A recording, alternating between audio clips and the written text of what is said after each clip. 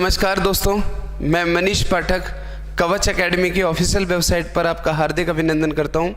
Last video में हमने आपको थोड़ा प्रॉफिट लॉस के बारे में समझाया था, ठीक है। आज मैं आपको एक बहुत ही बेहतरीन कॉन्सेप्ट समझाने वाला हूं, जिससे हम बेहतरीन से सवालों में ये देख करके उस कॉन्सेप्ट को लगा करके समझेंगे कि हम कैसे सवालों में अपने टाइम को सेव कर सकते हैं। क्योंकि मैथ के बारे में मैंने आपको पिछली वीडियो में भी बताया कि मैथ्स में टाइमिंग की भी एक इम्पोर्टेंस रोल है एक्यूरेसी के साथ, ठीक है। तो एक बात समझना आप, जैसे मैंने एवरेज के बारे में आपको थोड़ा सा बताता हूं। औसत एवरेज, मैं यहां पे पर्टिकुलर एवरेज चैप्टर की बात नहीं कर रहा, ठीक है। एवरेज के बारे में थोड़ा सा समझिए। जैसे एक घर में 4 मेंबर हैं, 1 2 3 4। इन 4 मेंबरों में से पहले मेंबर की पर डे की इनकम 200 रुपए है, दूसरे मेंबर की पर डे की इनकम 200 रुपए है, तीसरे मेंबर की पर डे की इनकम 200 रुपए है और चौथे मेंबर की इनकम बिल्कुल 0 रुपए है। एक घर में 4 मेंबर हैं, 4 में से 3 मेंबर पर डे 200 रुपए कमाते हैं। एक मेंबर की इनकम पर डे की कितनी है? 0। अगर मैं कहूं कि इस परिवार की औसत आय बताइए, एवरेज इनकम, तो आपको क्या करना है? इन चारों को जोड़ना है, जबकि जोड़ करके इनका सम कितना होगा? 600।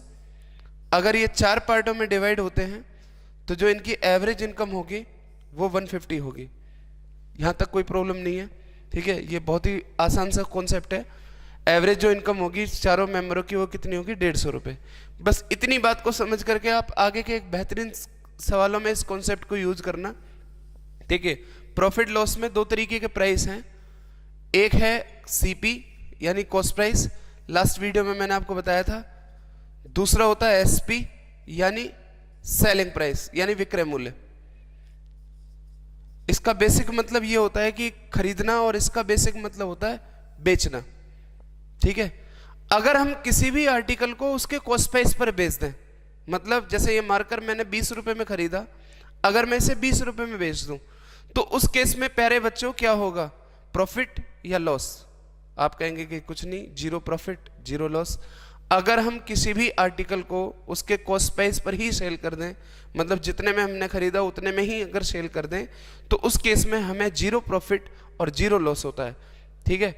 इस बात को आप समझते हुए चलना। और एक बेहतरीन से बेसिक से क्वेश्चंस मैं आपको उठा करके लेके चलता हूं, और आगे लास्ट तक इस वीडियो को देखना, और हम बहुत अच्छे मेंस लेवल के क्वेश्चंस भी इस पर वीडियो पर इस कॉन्सेप्ट से आगे करेंगे। एक क्वेश्चन है,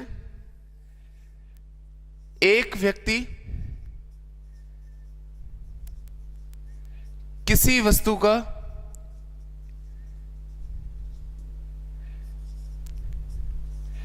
3/4 भाग 20% लाभ पर बेचता है।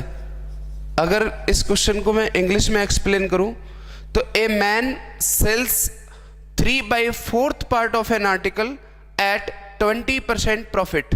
A man sells 3/4 part of an article at 20% profit. शेष भाग को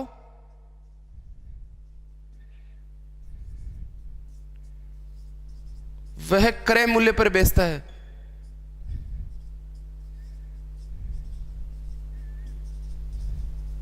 and the remaining part he sells at cost price. तो पूरे व्यवसाय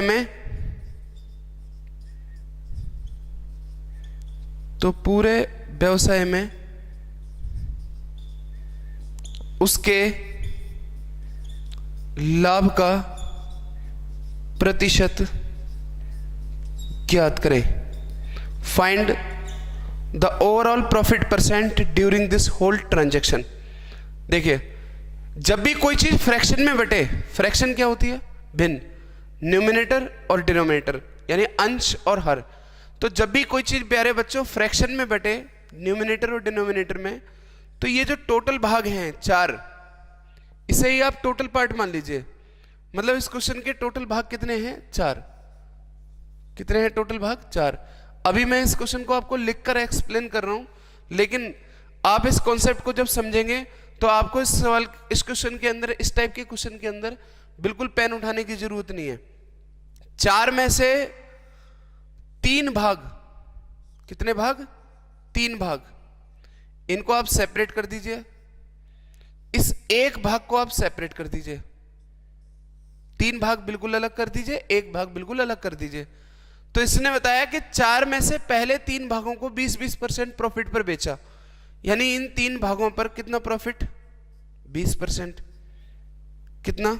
60, कितने परसेंट? 60%। और शेष भाग यानी रिमेनिंग पार्ट, इस रिमेनिंग पार्ट को उसने किस पर बेचा? कॉस्ट प्राइस पर, यानी 0%। अभी मैंने आपको बताया था थोड़ी देर पहले कि जब भी हम किसी चीज को कॉस्ट प्राइस पर बेचते हैं तो उस केस में हमें 0 प्रॉफिट और 0 लॉस होता है। तो यहां पर हमें क्या मिला? बिल्कुल 0।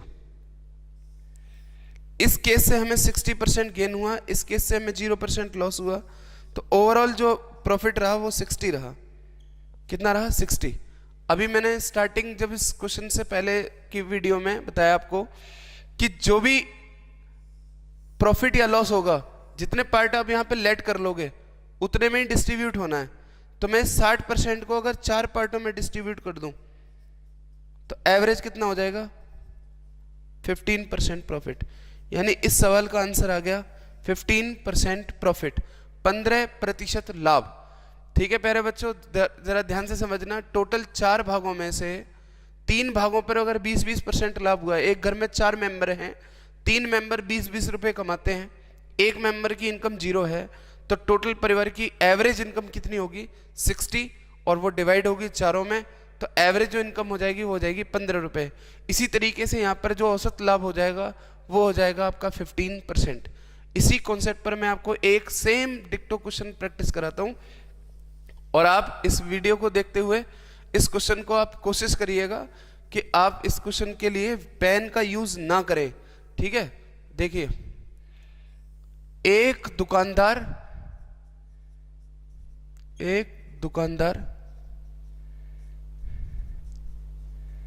किसी वस्तु का 11/15 भाग 8% लाभ पर बेचता है। A shopkeeper sells 11/15 part of an article at 8% profit. यानी टोटल 15 में से 11 भागों को 8-8 के लाभ पर बेच दिया। तो आप बताइए 11 × 8 कितने हो गए? 88, यानी 88% का लाभ हो गया। और 15 में से अगर 11 भाग बेच दिए तो रिमेनिंग जो पार्ट बचे हैं वो कितने बचे मेरे भाई? 4। आगे समझना, शेष भाग को 7% हानि पर बेचता है। The remaining part is sold at 7% loss. तो पूरे व्यवसाय में लाभ या हानि का प्रतिशत ज्ञात करें। Find the overall percent profit और loss during this whole transaction. चलिए करिए। 15 में से 11 भाग 8-8 के लाभ पर 88, बाकी बचे 4 भाग 7% के लॉस पर बेचे, तो 4 × -7, माइनस इसलिए क्योंकि लॉस है। तो 88 में से अगर 28 को हम माइनस कर देंगे तो 60 बचेगा, और वो 60 कितने में डिवाइड होना है? 15 में, क्योंकि एवरेज का मतलब ही है। ठीक है, तो 60 / 15 अगर कर देंगे तो ओवरऑल आंसर इसका आ जाएगा 4% लाभ। अब देखिए जरा इसका सॉल्यूशन। टोटल भाग मैंने 15 लेट किए और 15 में से 11 भाग अलग प्रॉफिट में बेचे, तो आप मुझे बताइए कि रिमेनिंग कितने हो गए? 4, यानी शेष 4 बचे। 15 में से जब 11 बेच दिए तो 15 में से 11 बेच दिए तो बचे कितने? अब 4। इन 11 भागों पर उसे जो प्रॉफिट मिला वो कितना है? 8%। कितना है प्यारे बच्चों? 8%। तो यहां पे कितना हो जाएगा आपका? 88। कितना हो जाएगा? 88। और ये जो 4 भाग हैं इनको उसने बेचा लॉस पर, यानी -7, तो -28। तो 88 अगर -28 इसमें से माइनस कर दें तो कितना हो जाएगा 60% डिवाइडेड बाई 15 भाग, तो कितना 4% लाभ, 4% प्रॉफिट। आप बने रहिए लगातार इस वीडियो के साथ। मैं आपको अभी बहुत अच्छे अच्छे क्वेश्चन कराने वाला हूं, जिसमें अभी तो ये एक भाग है, एक से ज़्यादा भाग भी हो सकते हैं, 3 भाग हो सकते हैं किसी किसी क्वेश्चन के अंदर। ठीक है, जैसे यहाँ तक की बात क्लियर है, मैं आशा करता हूँ बिल्कुल क्लियर हो रही होंगी। आगे के क्वेश्चन के लिए मैं आपको एक क्वेश्चन और लिखता हूँ इसमें। देखिए जरा सा चेंज कर दूंगा मैं इस क्वेश्चन के अंदर थोड़ा सा। एक व्यक्ति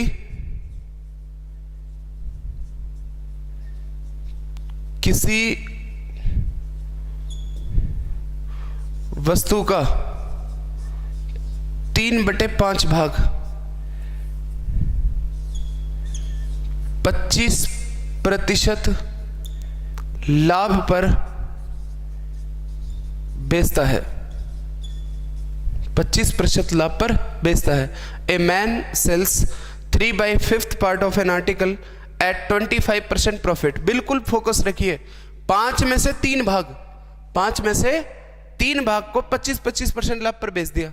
25 दूनी 50, 25 दिया 75, पहाड़े तो आते हैं 25 दूनी 50 और 25 दिया 75, यानी 75 मेरे पास आ चुके हैं, जिसमें से अभी 2 भाग बचे हुए हैं। कितने भाग बचे हुए हैं? 2।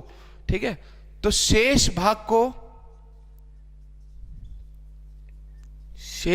को 15% हानि पर बेचता है। Remaining part he sells eight 15% loss. यहां तक आप बिल्कुल बता सकते हैं, 5 में से 3 भाग 25% लाभ पर बेचे, तो टोटल ओवरऑल मुझे कितना गेन हुआ? 75। लेकिन बाकी के 2 भाग मेरे लॉस में चले गए। लॉस का मतलब कर देना आपको माइनस, तो -15 कितने हो गए? -30। 75 मिले थे, 30 माइनस हो गए, 45 बचे, और वो 45 मैं 5 में डिवाइड कर दूंगा तो मेरा आंसर आ जाएगा 9% प्रॉफिट। कोई दिक्कत? लेकिन इस क्वेश्चन की लैंग्वेज में मैं थोड़ा सा ट्विस्ट कर देता हूं यहां पर। यदि पूरे व्यवसाय में 72 रुपए का लाभ हुआ हो, 72 रुपए का लाभ हुआ हो, तो इस वस्तु का क्रय मूल्य ज्ञात करें। If the total profit is 72 rupees then find the cost price of this article. देखिए यहां तक के क्वेश्चन में मैंने थोड़ा चेंज कर दिया इस लाइन को लेकर के, बाकी का क्वेश्चन पूरा तो सेम है, आप पीछे सवाल देख चुके हैं। तो टोटल जो भाग मानने हैं आपको वो कितने लेट करने हैं? 5। 5 में से 3 भाग अलग, तो रिमेनिंग कितने बचे? 2। कितने बचे रिमेनिंग? 2। इनको क्वेश्चन में बताया कि 25% लाभ पर बेचा, तो यानी यहां से कितना गेन हुआ? 75। कितना गेन हुआ? 75। इन 2 भागों को उसने बेचा लॉस पर। कितना लॉस? 15% लॉस, यानी -30। 75% गेन हुआ और 30% लॉस हो गया, तो आप बताइए ओवरऑल क्या बचा? 45। कितना बचा? 45। और ये 45 डिवाइड हो जाएंगे 5 पार्ट में,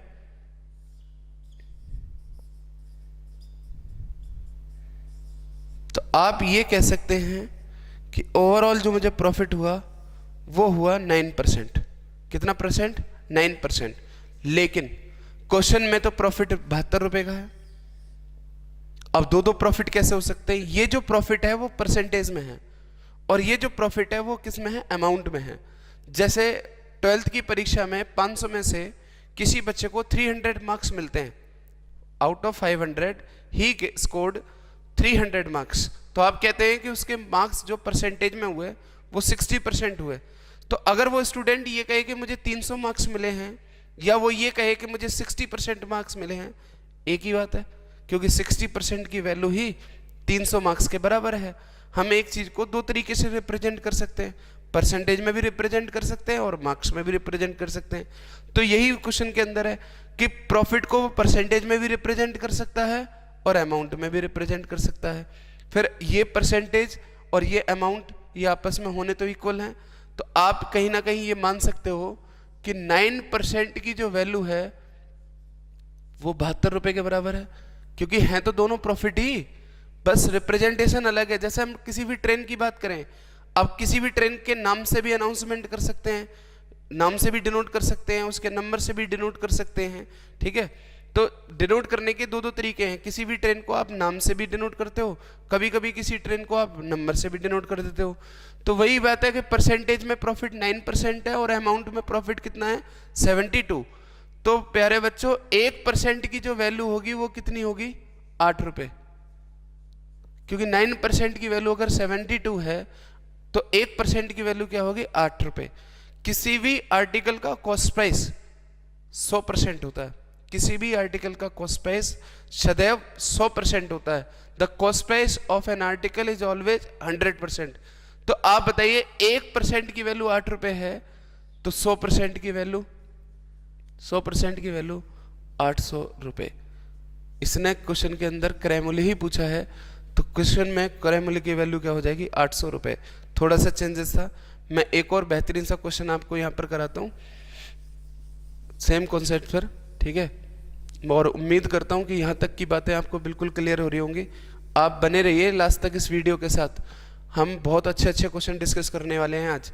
जिन क्वेश्चनों के लिए बहुत ऊट पटांग मेथड हैं, हम उन्हें बहुत ही डायरेक्टली स्मूथली तरीके से सिर्फ सोच करके अच्छे मेथड से बिल्कुल डायरेक्टली सॉल्व करने वाले हैं, ठीक है। जैसे एक सवाल और समझिएगा। एक दुकानदार किसी वस्तु का 2/3 भाग, कितना भाग 2/3 भाग 5% लाभ पर बेचता है, 5% लाभ पर बेचता है। A man sells 2/3 part of an article at 5% profit. 3 में से 2 भागों को 5-5% लाभ पर बेचा, तो आप बताइए कितना गेन हुआ 10%। 2 × 5 10, 2 का पहाड़ा तो आप जानते ही हैं। शेष भाग को 2% हानि पर बेचता है। Remaining part is sold at 2% loss. 10 gain हुए थे, 2 लॉस हो गया, तो बचा क्या आपके पास 8%। और वही 8% 3 में डिवाइड हो जाएगा तो प्रॉफिट हो जाएगा 8/3%। कितना हो जाएगा प्रॉफिट 8/3%। यदि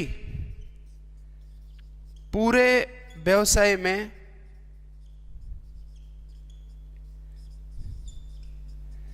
400 रुपए का लाभ हुआ हो, कितने का लाभ हुआ हो 400 रुपए का लाभ हुआ हो, तो क्रय मूल्य ज्ञात करें।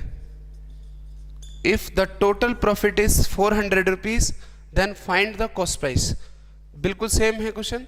टोटल भाग जो आपको इसमें लेट करने हैं वो कितने लेट करने हैं 3। कितने लेट करने हैं 3। 3 में से पहले 2 भागों को 5% लाभ पर बेचा, तो 10। रिमेनिंग जो एक पार्ट है इसको उसने 2% लॉस पर बेचा, तो -2। तो आप बताइए ओवरऑल जो सेविंग हुई वो कितना बचा 8%। और वो कितने में डिवाइड होगा ऊपर 3 पार्ट में। तो अगर मुझे परसेंटेज में प्रॉफिट बताना होता तो 8/3% मेरा आंसर हो जाता, 8/3%। लेकिन मुझे प्रॉफिट दिया हुआ है क्वेश्चन के अंदर 400 रुपए। कितना 400 रुपए। तो 8% इज इक्वल टू 1200 रुपए। 3 की मल्टीप्लाई होगी इसके अंदर 1200 रुपए। और 1% इज इक्वल टू 8 से अगर मैं भाग कर दूं तो 150 रुपए।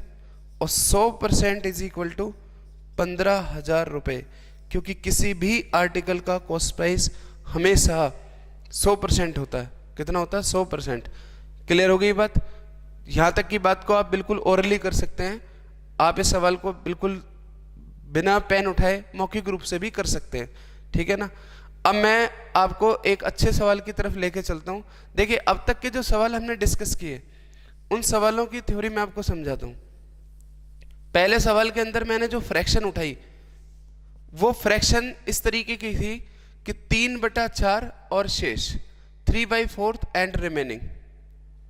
दूसरे क्वेश्चन के अंदर जो मैंने फ्रैक्शन ली वो थी 11/15 एंड रिमेनिंग, यानी 11/15 और शेष। तीसरे क्वेश्चन के अंदर जो मैंने फ्रैक्शन ली वो थी 3/5 और शेष 3/4 एंड रिमेनिंग। लास्ट क्वेश्चन जो भी हमने डिस्कस किया है इसके अंदर जो मैंने फ्रैक्शन ली है वो है 2/3 एंड रिमेनिंग। तो मैंने आपको बताया कि इसके अंदर टोटल पार्ट आप 4 लेट कर लीजिए।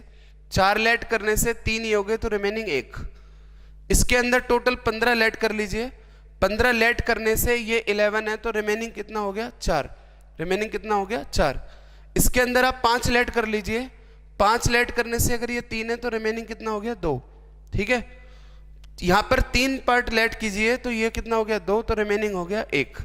अब मैं एक ऐसा क्वेश्चन लेके चलूंगा जिसमें आपके लिए फ्रैक्शंस 1 नहीं होंगे, 1 से ज्यादा हो सकते हैं। कितने हो सकते हैं? 1 से ज्यादा। देखिए जरा question.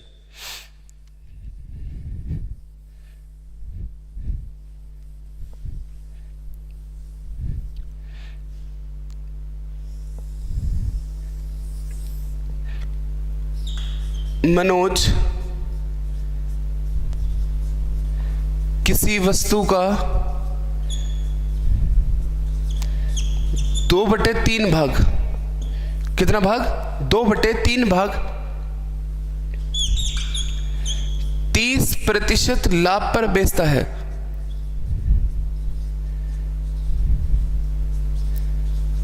Manoj sells 2/3 part of an article at 30% profit। 1/4 भाग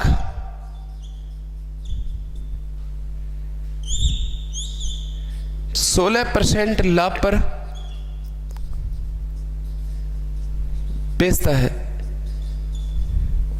1/4 part he sells at 16% profit तथा शेष भाग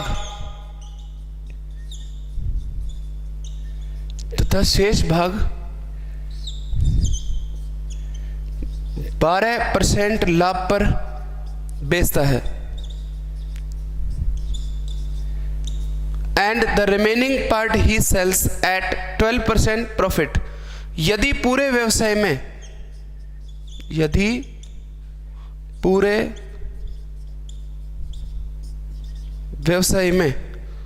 उसे 750 रुपए का लाभ हुआ हो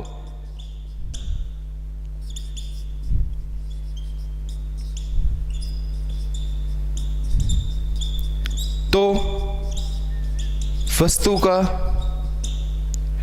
क्रय मूल्य ज्ञात करें। If the total profit is 750 rupees during this whole transaction then find the cost price of the article. Find the cost price of the article. किस प्रकार से चेंज है ये क्वेश्चन पिछले क्वेश्चनों के मुकाबले? क्योंकि पिछले क्वेश्चनों में मैंने आपको एक फ्रैक्शन के बाद बाकी रिमेनिंग कह दिया था। इसमें जो मेरे पास फ्रैक्शंस हैं वो कहीं ना कहीं 1 से ज़्यादा हैं, 1, 2 और बाकी रिमेनिंग पार्ट 3। कितनी फ्रैक्शंस हैं? 3। अगर सपोज करिए क्वेश्चन के अंदर ये फ्रैक्शन ना होती तो मैं आपको 3 पार्ट लेट करके 2 अलग और 1 अलग करके खत्म कर देता, जैसा कि पिछले क्वेश्चन में हमने किया है। लेकिन ऐसा है नहीं जैसा हम सोच रहे हैं। यहाँ पे डिनोमिनेटर में कितनी वैल्यू है? 3। यहाँ पे डिनोमिनेटर में कितनी वैल्यू है? 4। तो कोई ऐसा पार्ट लेट कर लीजिए जिससे 3 और 4 की फ्रैक्शंस खत्म हो जाए। क्या खत्म हो जाए? 3 और 4 की फ्रैक्शंस। देखिए ये बात अभी आपको सवाल प्रॉफिट लॉस का लग रहा है, ये किसी भी कॉन्सेप्ट पर किसी भी कुछ चैप्टर के अंदर ये कॉन्सेप्ट लग सकता है। जैसे वो क्वेश्चन के अंदर कह सकता है परसेंटेज के अंदर कि एक स्कूल के 2/3 स्टूडेंट्स फर्स्ट डिवीजन कैटेगरी में पास हुए, 1/4 स्टूडेंट्स सेकंड डिवीजन कैटेगरी में पास हुए, बाकी के रिमेनिंग 40 स्टूडेंट्स फेल हो गए, तो पार्ट तो वहां भी आ सकते हैं। टाइम एंड डिस्टेंस के अंदर कह सकता है एक आदमी किसी डिस्टेंस का 2/3 पार्ट इस डिस्टेंस से चला, 1/4 पार्ट इस डिस्टेंस से चला, बाकी की रिमेनिंग डिस्टेंस इस स्पीड से चला, तो आपको उसमें एवरेज स्पीड निकालने के लिए कह सकता है पार्ट तो वहां भी आ सकते हैं। ठीक है, सिंपल इंटरेस्ट के अंदर भी इस पे क्वेश्चन बना सकता है कि एक आदमी किसी अपनी टोटल धनराशि का 2/3 पार्ट ए को उधार दे देता है, 1/4 पार्ट बी को उधार दे देता है, बाकी रिमेनिंग पार्ट वो सी को उधार दे देता है, वहां पे भी फ्रैक्शंस आ सकते हैं। तो जब भी कभी फ्रैक्शंस हो तो ये 3 है और ये कितना है यहाँ पे 4, तो 3 और 4 का एलसीएम, 3 और 4 का एलसीएम कितना एलसीएम आने वाला है 12, तो 12 इनका एलसीएम है और 12 मानते ही ये फ्रैक्शंस आपके हो जाएंगे खत्म। अगर मैं टोटल यहां पर 12 पार्ट लेट कर लूं, कितना लेट कर लूं 12, तो आप मुझे बताइए कि 12 का 2/3, 12 का 2/3 पार्ट कितना होगा 8, 12 का 2/3 पार्ट कितना होगा 8, क्लियर। 12 का 1/4 पार्ट कितना होगा, 12 का 1/4 पार्ट कितना होगा 3, कितना होगा 3, तो 8 और 3 11, अगर 12 में से 11 पार्ट बिजी हो गए तो रिमेनिंग कितना बचा 1, कितना बचा रिमेनिंग 1। ठीक है, तो मैंने इस फ्रैक्शंस को खत्म करके 8, 3 और 1 के रेशियो में बांट दिया।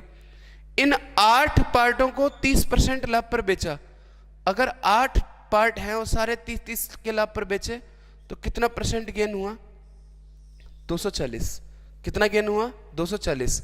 इन 3 पार्टों को 16% प्रॉफिट पर बेचा तो 16 × 3 कितना गेन हुआ 48, कितना गेन हुआ 48, और ये जो एक पार्ट है इसे बेचा उसने 12% प्रॉफिट पर, तो यहां से कितना गेन हुआ 12%, कितना गेन हुआ 12%।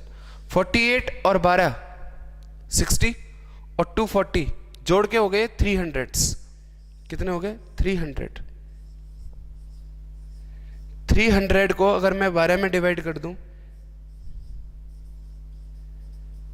तो कितना गेन हो गया 25%, कितना गेन हो गया 25%, यानी जो मेरा प्रॉफिट हुआ वो हो गया 25%। लेकिन प्रॉफिट तो अमाउंट में दिया हुआ है क्वेश्चन के अंदर 750, इसका मतलब ये है कि 25% की वैल्यू 750 है, 25% की वैल्यू कितनी है 750, 1% कितना हो जाएगा 1% हो जाएगा 30, और 100% कितना हो जाएगा 3000, और यही इस क्वेश्चन का आंसर है, यही इस क्वेश्चन का आंसर है। देखिए, जब हम किसी एग्जाम के लिए प्रैक्टिस करें या किसी प्रैक्टिस सेट में हम इस टाइप के क्वेश्चन को प्रैक्टिस कर रहे हैं, आजकल ज़्यादातर एग्जाम ऑनलाइन है, ठीक है, तो ऑनलाइन के एग्जाम में आपको स्पेस की भी प्रॉब्लम आती है क्योंकि लिमिटेड शीट होती है आपके पास वहाँ पर, और उतने स्पेस में ही आपको रीजनिंग और मैथ दोनों करने होते हैं। तो आप इसे बिना लिखे हुए, बिना टाइम वेस्ट किए हुए, बिना पेन चलाए हुए, हल्का सा अंडरस्टैंडिंग से बिल्कुल कैसे खत्म कर सकते हैं। आपको पता है कि 3 और 4 का एलसीएम, 3 और 4 का एलसीएम 12, 12 का 2/3 पार्ट, 12 का 2/3 पार्ट कितना हो गया 8, 1/4 पार्ट कितना हो गया 3, तो रिमेनिंग पार्ट कितना हो गया 1। इतनी कैलकुलेशंस आप बिल्कुल ओरली कर सकते हैं, ऐसी उम्मीद आपसे की जाती है। 8 × 30, 8 पार्टों को 30% लाभ पर बेचा तो कितना 240, 3 पार्टों को 16% लाभ पर बेचा तो कितना 48, कितना 48, और ये जो एक पार्ट है इसे इसने बेचा 12% प्रॉफिट पर, ठीक है, तो यहां पर लिख लीजिए आप 12, 48 और 12 60, 60 और 240 300, 300 को जितना मैंने माना उतने में डिवाइड कर दिया, आंसर आ गया 25। कम से कम स्पेस, कम से कम टाइम, कम से कम लिखावट, ठीक है, और मैक्सिमम रिजल्ट। देखिए, क्योंकि आप आंसर किसी भी तरीके से लिख के लाएं, ठीक है, आंसर अगर आप इसका 3000 ही ला रहे हैं तो मार्क्स तो आपको पूरे मिलेंगे। 3000 आपका भी आ रहा है और 3000 कोई बच्चा इसमें बहुत लेंदी प्रोसेस लगा करके एक्स वैक्स मान करके 3000 आंसर लेके आ रहा है, तो ऐसा नहीं है कि आपको 3000 पे ज़्यादा मार्क्स मिल जाएंगे, उसको 3000 पे कम मार्क्स मिलेंगे। बात है सिर्फ टाइमिंग की, कि आपको 3000 आंसर लाने में लगे 5 सेकंड 10 सेकंड, उसको 3000 आंसर लाने में लगे 50 सेकंड 55 सेकंड, तो आपके पास जो लीड है वो है मेन लीड टाइमिंग की। ठीक है, मैथ्स में एक्यूरेसी के साथ साथ टाइमिंग की लीड होती है। एक क्वेश्चन मैं आपके प्रैक्टिस के लिए और लिखता हूँ यहाँ पर, और आप कोशिश करिए कि इसको कम से कम स्पेस में कम से कम टाइम में सॉल्व कर सकें। ठीक है, बिल्कुल सेम टाइप का क्वेश्चन है ये, जरा लिखिए एक बार। विकास किसी वस्तु का 2/5 भाग, कितना भाग? 2/5 भाग 10% लाभ पर बेचता है। 10% लाभ पर बेचता है। मजा आ रहा है आपको? समझ में आती जा रही है बात? 1/4 भाग या 1/3 भाग, 1/3 भाग वह 16% लाभ पर बेचता है। 16% लाभ पर बेचता है, तथा शेष भाग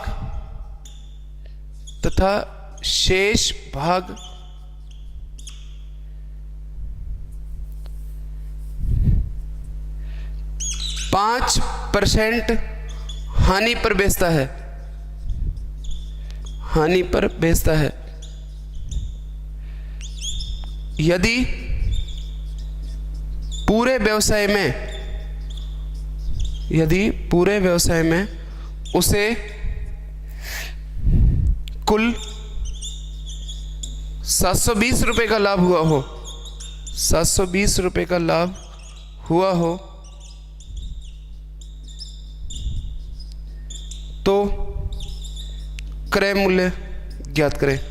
मैं इंग्लिश में इस क्वेश्चन को एक बार एक्सप्लेन कर देता हूं। Vikas sells 2/5 part of an article at 10% profit, 1/3 part he sells at 16% profit, and the remaining part he sells at 5% loss. If the total profit is 720, then find the cost price of this article. तो पढ़िए इस question पे, बिल्कुल खत्म कर दीजिए।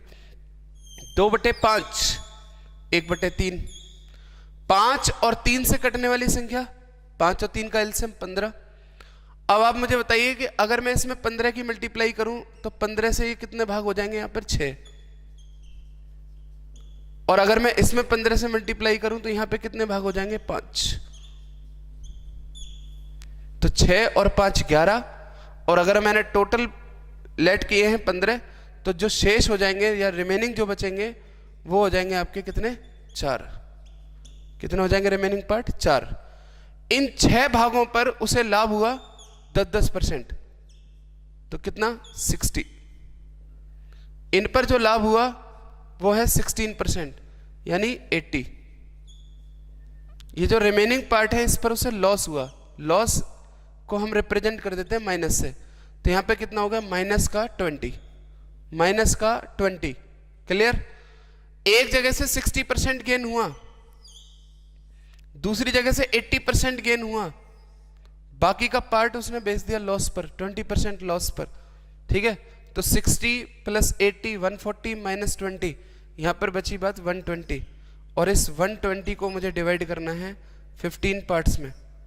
कितने divide करना है? 15 पार्ट्स में। तो यहां पर जो प्रॉफिट निकल के आएगा वो हो जाएगा 8% प्रॉफिट। कितना हो जाएगा? 8% प्रॉफिट। बट प्रॉफिट दिया हुआ है क्वेश्चन के अंदर 720। कितना दिया हुआ है? 720। 8% की वैल्यू 720, 1% 90, 1% 90, और 100% कितना हो जाएगा? 9000। 100% कितना हो जाएगा? 9000। सॉरी, 100% कितना हो जाएगा? 9000। 100% ही किसी भी आर्टिकल का क्या होता है? Cost price. तो मैं उम्मीद करता हूं आपसे कि आपको ये वीडियो समझ में आई होगी। बेहतर तरीके से कम मिनिमम एफर्ट में आपको मैक्सिमम रिजल्ट की तरफ को चलना है। ठीक है ना? तो मैं आपसे ये उम्मीद करता हूँ कि ये वीडियो आपको बिल्कुल कंप्लीटली समझ में आई होगी, और आगे की ऐसी नेक्स्ट वीडियो के लिए बने रहिए आप हमारे साथ। मिलते हैं अगली किसी और टॉपिक के साथ, तब तक के लिए धन्यवाद, नमस्कार।